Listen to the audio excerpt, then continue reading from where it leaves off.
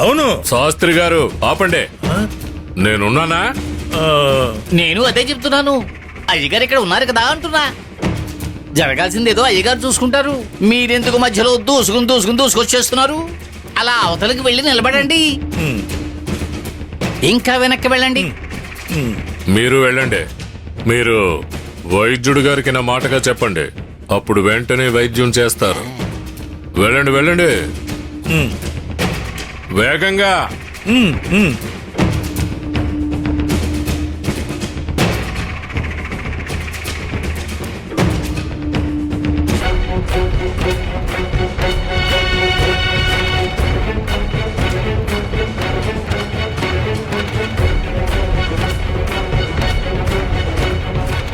చూసావా ముసల్దానా,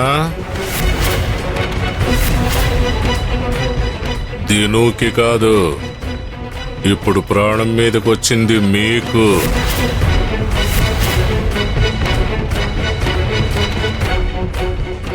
దేవుడా, ఎందుకు ఇలా జరిగింది? అప్పు తీర్చేయొచ్చని చాలా సంతోషపడ్డాం. నిజంగానే తీపి పచ్చళ్ళలో విషం కలిసిందా? నేను నమ్మలేకపోతున్నాను. ఇదెలా సాధ్యం? నేను చెప్పేది ఏంటంటే, మీతో గొడవకి రాకుండా ఆడవాళ్ళని ఆపాను.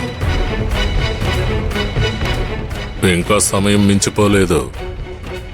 సమస్య ముదరక ముందే సద్దుమణిగేలా చేస్తాను. ఈ పెళ్లికి అంగీకారం తెలిపి సక్కుని నాకిచ్చి పెళ్లి చెయ్యండి. నన్ను మీ ఇంటి అల్లుణ్ణి చేసుకోండి.